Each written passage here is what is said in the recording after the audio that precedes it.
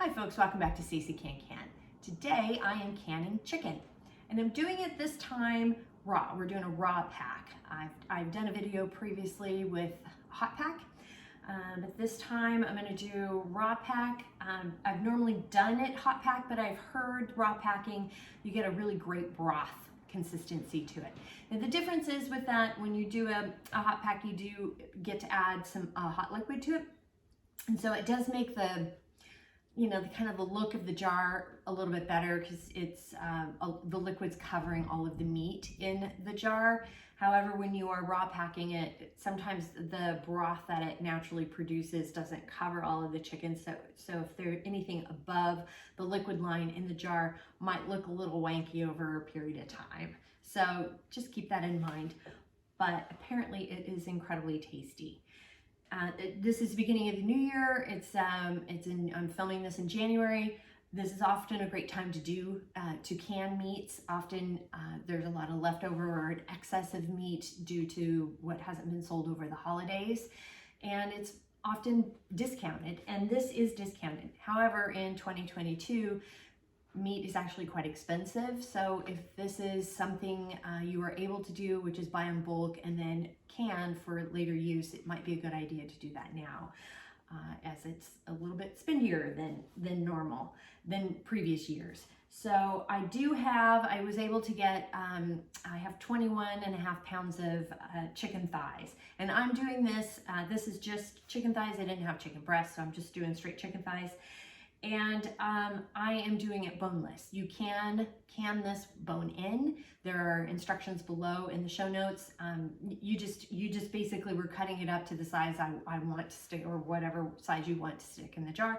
You can can it with the bones in. Just the time will vary when you are pressure canning. So then those times are stated below, and more on that in a little bit. Now, when it comes to chicken, if you're buying it from a butcher, just gave you good instruction there. But if you are butchering yourself, or you have what they have, freshly killed and dressed chickens, healthy, that's what you want. Is if you're going to be canning this on your own, or butchering the chickens on your own, you want to make sure that they're healthy animals. So just keep that in mind. That the larger chickens are more flavorful than fryers. A dressed chicken should be chilled for 6 to 12 hours before canning. That is very, very important if you are butchering on your own. You have to chill them for 6 to 12 hours. You can't go directly from butchering to canning. The chilling process will kill a lot of the microorganisms and etc. that are around in a freshly slaughtered animal. So keep that in mind too. And you just want to cut them into sizable parts for fitting in the jars, as mentioned, with the adequate headspace. So it does say here that hot pack is preferred for best liquid coverage and quality during storage. But and that the natural poultry fat and juices are usually not enough to cover the meat in raw packs. However, I have also been told it is the most delicious broth that you will have when you are raw packing. So I am doing that today. So the ingredients, obviously you need a chicken, and an option is some salt. I am using pickling salt with mine. You would need a teaspoon for Quart or half a teaspoon for Pints. So I'm going to be using Pints today. That's just, I like that serving size is a good serving size for our family, but you can do either Pints or Quarts.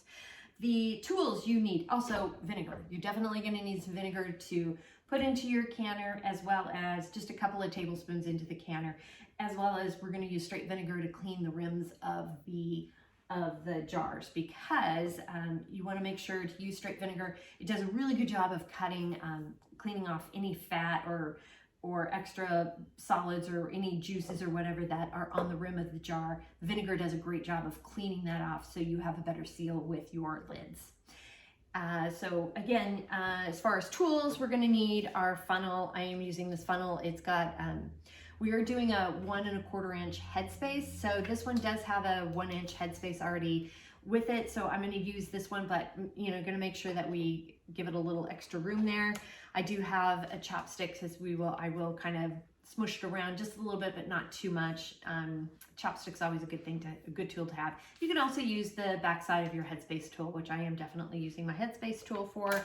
I do have a ruler just to measure out how much water, which is 2 to 3 inches of water into your pressure canner. Got my jar lifter. I do have a ladle here, but I actually don't need a ladle, so we're gonna put this off to the side. You do need a knife. We're gonna be cutting up a bunch of the chicken here, and a measuring spoon, which I don't have at the moment, but I will grab my measuring spoon for it to measure out the salt. Again, that is totally optional and up to you. So with all of that, let's go ahead and get started. First thing you do is I'm gonna go ahead and cut off some of this fat. You know, I'm not gonna cut it all off, but I am gonna trim some of it as much as I can. Just to the less fat you have in there. The fat can climb up the walls of the jar and then make it difficult to seal the lids. So that's why we're gonna trim some of it off. Again, not all of it. It's a project and a half, and I'm just not gonna do that. So we're gonna trim this off. And that's about as much as I'm gonna get off of the thighs here. And then I just want them in bite-sized pieces. That's kind of how my family uses it. We just normally crack it open like you would buy canned chicken at the store. And that's how I'm using it. And just gonna kind of cut it up into some bite-sized pieces. And then once you're done, you can go ahead and just gently drop it into the jar. This really is all you have to do. And we're gonna loosely pack it. So that's one, these are pretty big thighs. So that's one thigh that fit into this particular jar. And I'm just gonna keep going. So again, I am filling this up, and we are lightly packing this, and I'm keeping an eye on the Headspace. So this is, I'm just gonna kind of move things around a little bit with the chopstick. I'm not bubbling per se with the chopstick. It's just kind of nice to have a tool to do this with. And it looks like, you know, we're doing an 1 1/4 inch. So I am gonna go ahead and put in just a few more pieces. And sometimes having an actual ruler is pretty handy too. So now I can add just a few more pieces. So you want the chicken to be just under the threads here of the jar.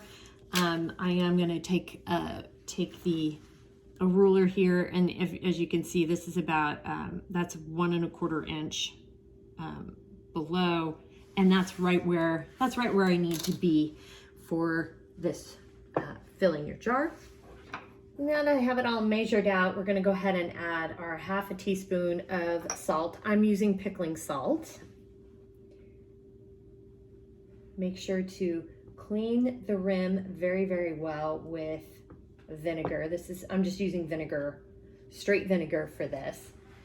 Add your lid.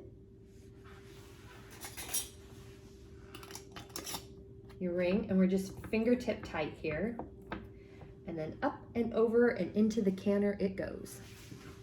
Got all the jars of chicken in the canner here, so we're gonna go ahead and put the lid on.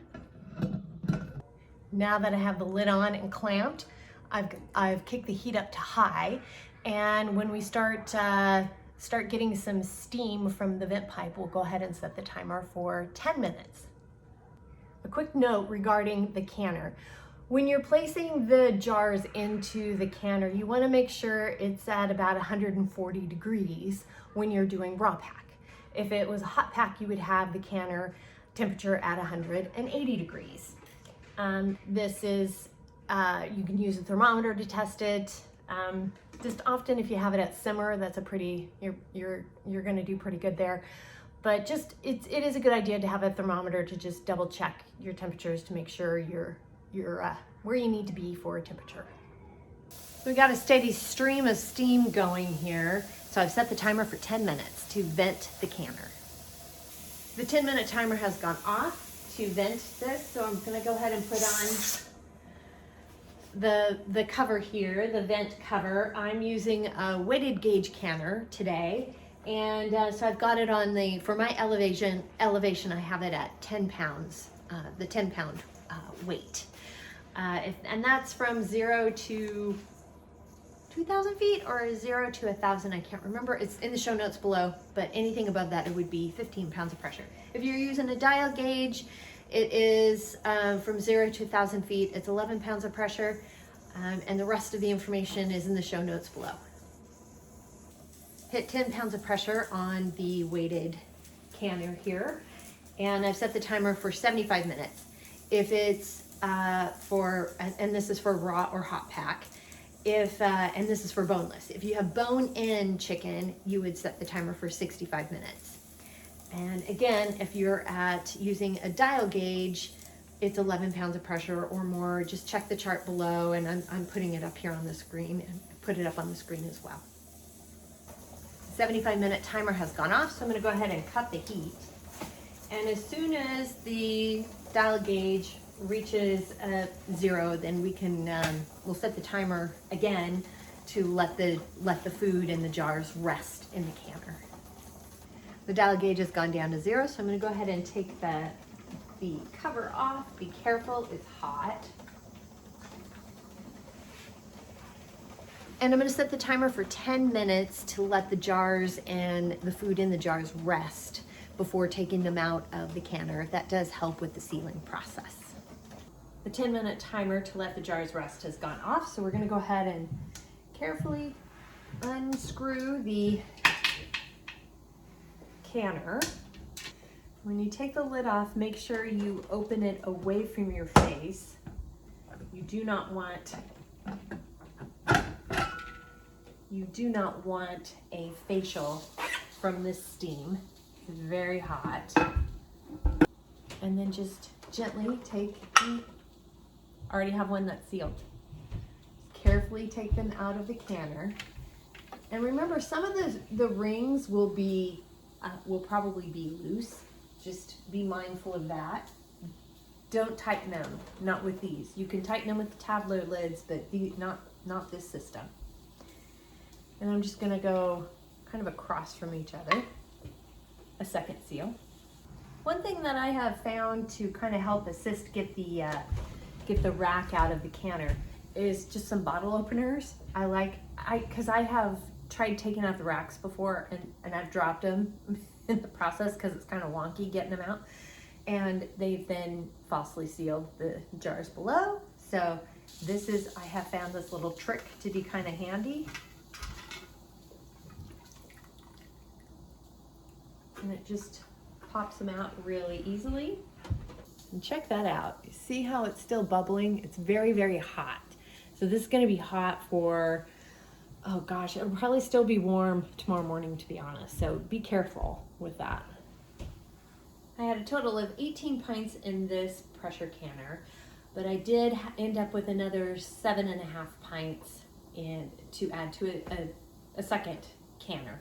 So with the 21.5 pounds of chicken that I have, it yielded 25.5 pints of chicken, canned chicken. So just keep that in mind for ratio. It looks like it's about a little over a pound per pint as far as measurements go. And again, this is for boneless chicken.